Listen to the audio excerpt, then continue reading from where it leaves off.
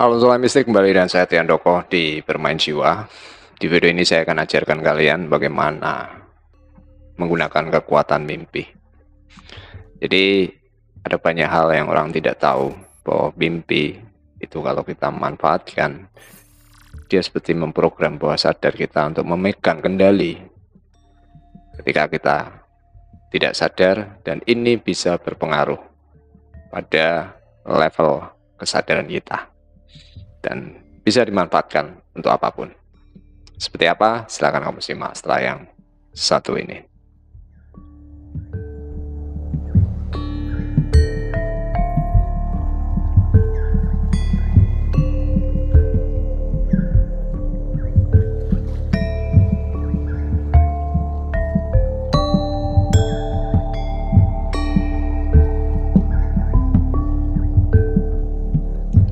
Oke, seperti biasa sebelum mulai, disclaimer dulu. Jadi saya sering mengalami efek sliders, yakni pengaruh medan elektromagnet dari pikiran ke perangkat listrik. Jadi buat yang baru, kalau nanti menemukan ada audio yang kurang jelas atau mungkin yang lain, silahkan info di komentar. Jadi ini paling tidak yang saya sampaikan supaya mengurangi efek dari sliders itu sendiri.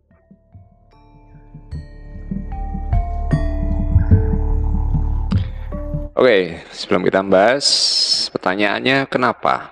Kenapa kamu perlu belajar sadar dalam mimpi? Jadi yang pertama, mimpi itu kondisi antara. Mimpi itu kondisi yang tidak berbeda dengan kita terjaga. Bedanya kalau terjaga, kamu sadar dalam tubuhmu.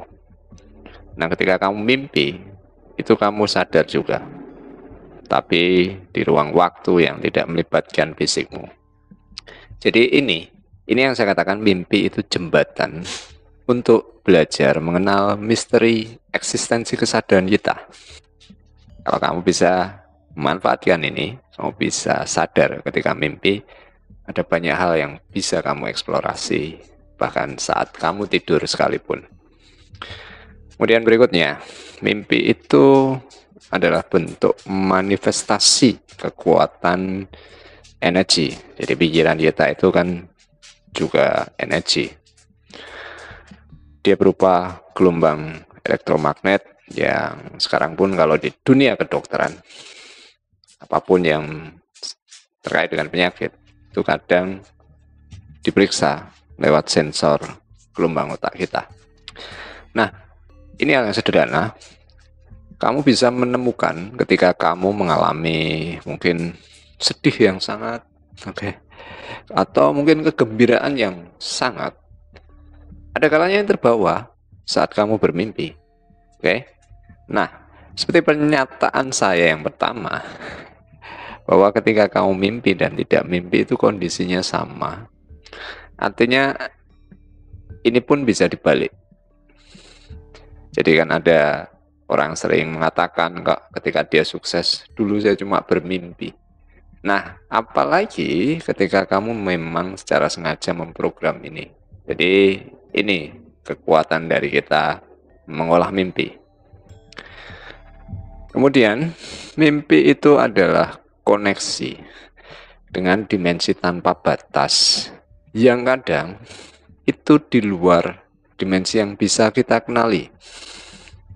Apa maksudnya, Mas? Jadi kalau kamu nanti mengalami mimpi yang sangat aneh, yang tidak kamu bisa temukan kesamaannya dengan ruang dan waktu saat ini, itu artinya data yang muncul itu dari memori yang sifatnya universal. Nah, itu adalah petunjuk bahwa kamu mengakses satu level yang di luar batasan pikiran sadarmu bisa jangkau. Jadi ini kalau diolah, ini pintu awal yang akan membuka banyak hal. Jadi kalau kamu pernah di kehidupan masa lampau belajar, dia tersimpan tapi karena terputus. Jadi kamu sulit menampilkan. Nah, ini kadang timbul lewat mimpi.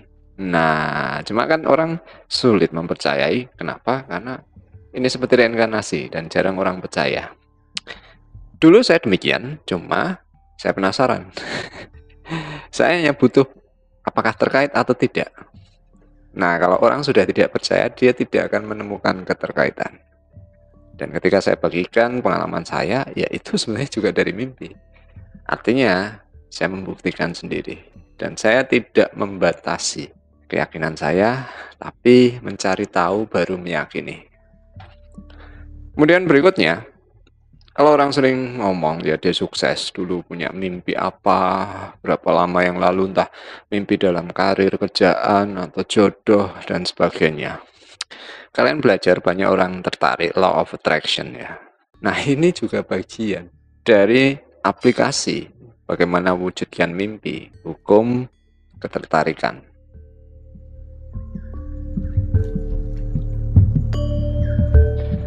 Oke, sekarang saya jelaskan dua macam mimpi. Jadi ada yang dikatakan mimpi jernih dan mimpi yang dikatakan lucid. Apa ya bahasa lucidnya itu? Mimpi yang disadari. Nah, keduanya hampir mirip. Cuma beda apa? Bedanya hanya disadari. Jadi kalau mimpi jernih itu ketika kamu mimpi itu benar-benar kamu melihat seperti nyata. Dan ketika kamu terbangun pun kamu seperti kaget. Nah, itu kamu mimpi yang dikatakan jelas, ya kan? Tapi kamu tidak terlibat secara kesadaran. Oke? Nah, kalau mimpi lucid, ini yang mimpi disadari. Saat kamu berada dalam mimpi, itu ada unsur kesadaran. Ini kelihatannya saya mimpi. Nah, sedikit itu saja. Ada unsur kesadaran, artinya mimpimu sudah dikatakan mimpi lucid atau lucid dreaming. Oke? Nah, perlahan kalau ini kamu program, kamu bisa bermanuver lebih banyak di sana. Nah, awalnya dari ini semua, nanti kamu bisa manfaatkan banyak hal. Oke? Jadi ada dua jenis mimpi ya, yang sekedar hanya jelas dan jelas tapi juga disadari.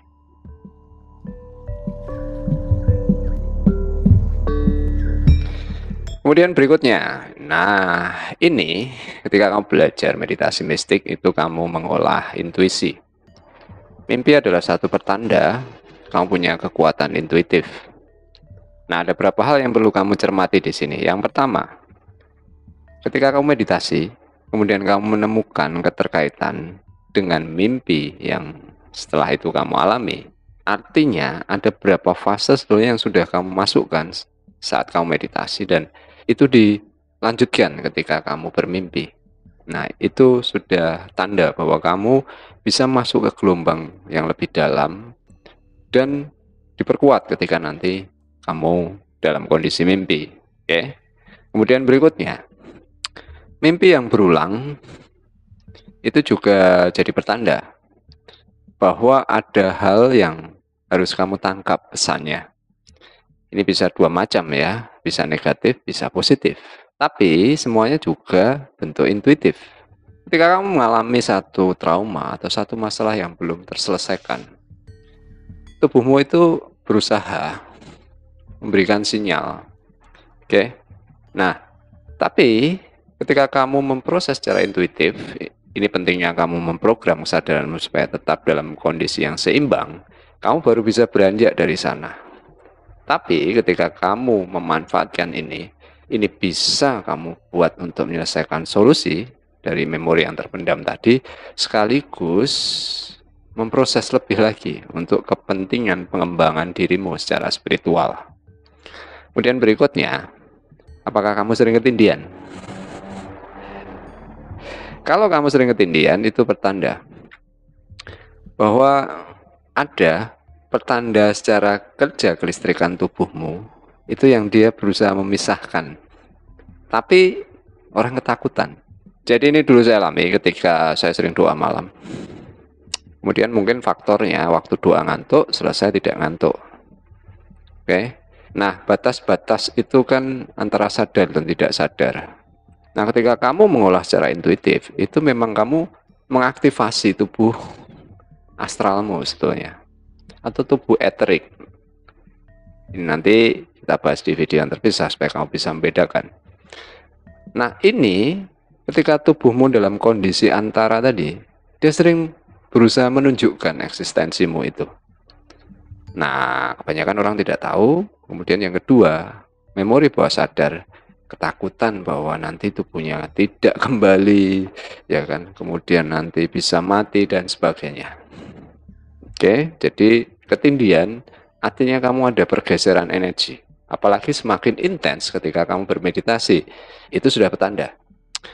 Kemudian berikutnya, nah ini lebih dalam lagi.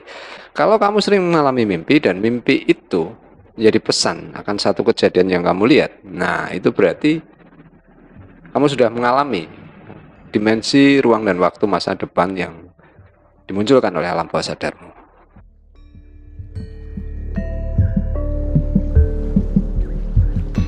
Kemudian berikutnya, sekarang kita bahas bagaimana caranya, Mas. Nah, prinsip kerjanya itu sederhana secara konsep.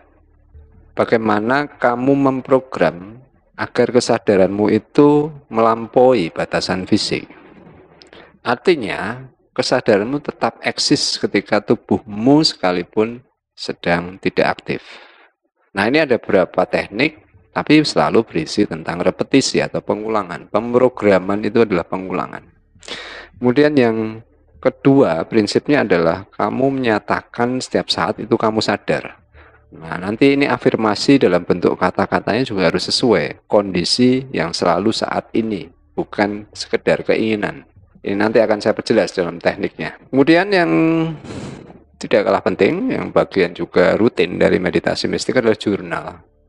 Ini adalah pengamatan komunikasi apa yang disampaikan oleh alam bawah sadarmu dalam meditasi, dalam keseharian, maupun dalam tidurmu. Kemudian, ini yang dulu saya tidak sengaja. Tanpa saya sadari, saya memprogram dalam tidur. Artinya menjadi ritual setelah saya mengalami banyak fenomena. Pertama kali memang ada rasa keraguan, ketakutan. Ya. Tapi semakin saya bisa mengendalikan ketakutan, ini justru saya selalu program. Jadi dulu kan tidak tahu saya tentang hal ini, cuma saya sampaikan pada Tuhan ketika saya berdoa. Saya ingin mendapatkan selalu bimbingan, perlindungan, bahkan ketika saya tidur.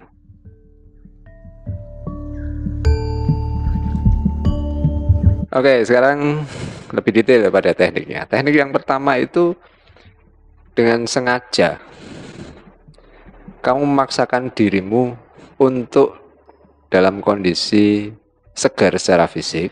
Oke, yang pertama ini adalah bagaimana kamu memaksa dirimu secara sengaja, secara kesadaran itu tetap segar meskipun tubuhmu lelah.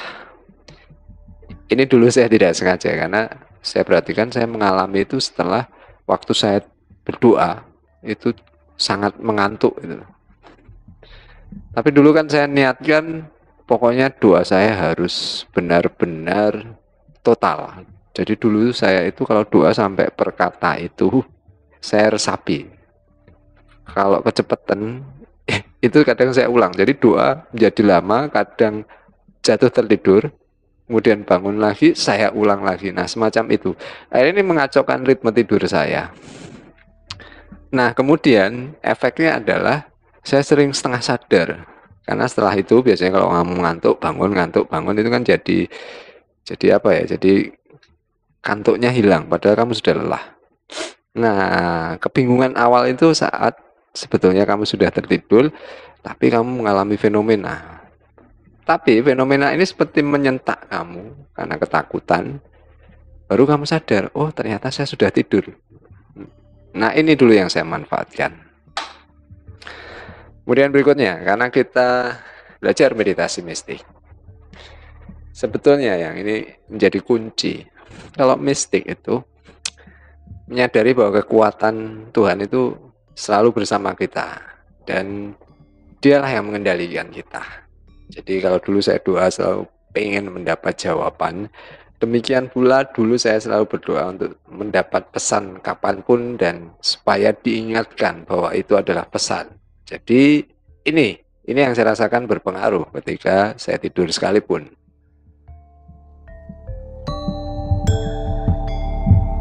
Nah, sekarang kita masuk ke teknik pemrogramannya. Yang pertama itu adalah gunakan perulangan mimpi sebagai pemicu. Seperti apa, Mas? Jadi ini tentunya kamu harus punya jurnal. Jadi kamu amati dari jurnalmu, apa yang sering terulang dalam mimpimu. Apakah kamu melihat dunia lain yang setiap kali terulang sama? Itu bisa kamu lihat dari rentang waktu juga. Apakah dunia itu dari bagian masa lalu atau bagian dari masa depan? Nah, kamu amati, dan ini akan lebih mudah kalau kamu buat jurnal. Kemudian tadi terkait yang saya katakan, apakah mimpi itu membawa pesan? Nah, kamu menemukan keterkaitan nanti dari jurnalmu, apa yang kamu tulis dalam jurnal tentang mimpi maupun tentang meditasi dan keseharian. Oke, jadi kamu tahu pola perulangan. Nah, ini yang kamu gunakan. Bagaimana menggunakannya, Mas? Kamu program ke bawah sadar sebelum kamu tidur. Jadi dari yang berulang tadi, kamu cari kuncinya. Misalnya kamu selalu melihat misalnya bangunan candi, misalnya gitu. Jadi kamu katakan dalam bawah sadarmu sebelum kamu tidur ya, atau kamu biasakan dalam setiap berapa jam sekali.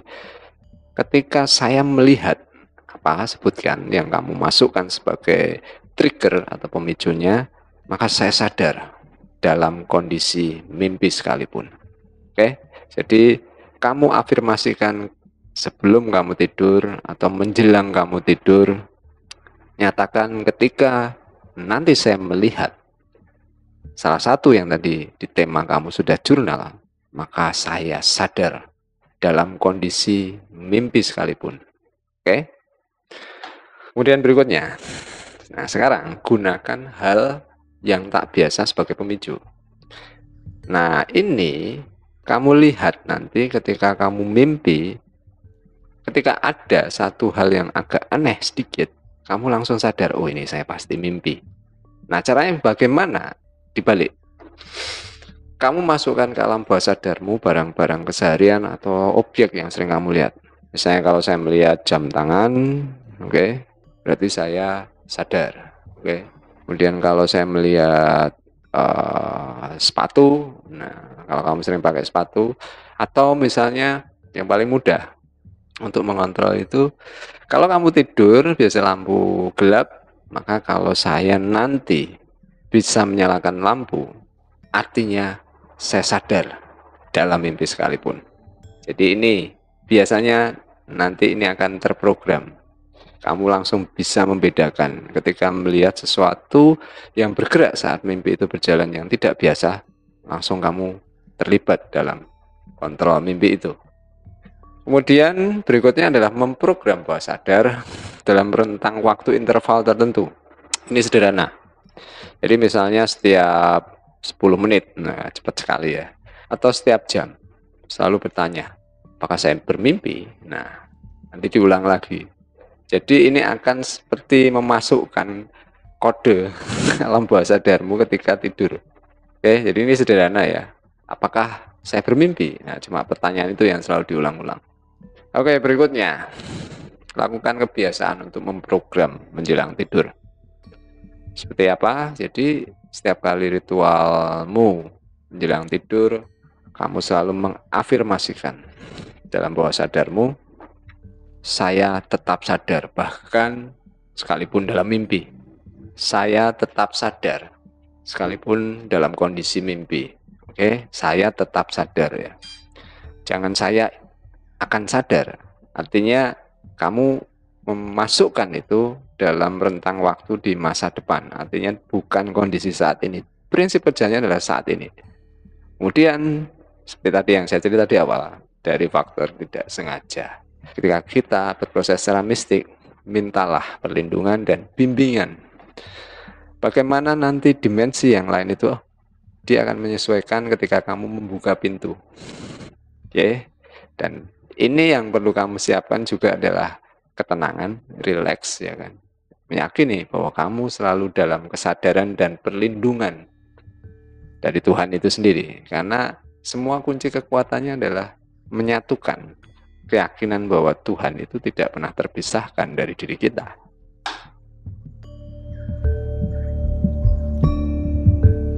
Oke, bagian terakhir melengkapi semuanya tadi.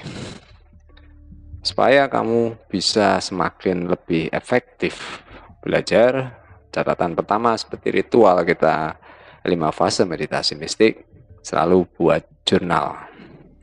Jurnal tidak harus ditulis, yang penting bagaimana kamu mengingat. Kamu bisa pakai voice note, ya kan, pakai handphone. Kemudian saya pernah sampaikan di satu tutorial video saya, biasakan dari mulai proses kamu tidur itu kamu menyadari kehilangan kesadaranmu. Demikian pula ketika kamu bangun, kamu juga menyadari proses pergerakan kesadaranmu. Jadi ini tadi yang saya bisa sampaikan. Apapun yang kamu proses dalam meditasi mistik, itu pasti tidak terlepas nanti dalam keseharian, bahkan dalam tidur sekalipun. Itu sebabnya saya bagikan cara ini, supaya kamu bisa memanfaatkan kekuatan intuitifmu dan kamu menjaga kesadaranmu dalam dimensi yang berbeda. Ini nanti akan membantu kamu masuk kesadaran keempat, yang saya katakan sebetulnya titik nol. Itu adalah kamu berada di kondisi antara dikatakan terjaga juga tidak, bermimpi juga tidak, tidur juga tidak. Dan semua kamu bisa temukan ketika kamu memprogram alam bawah sadarmu.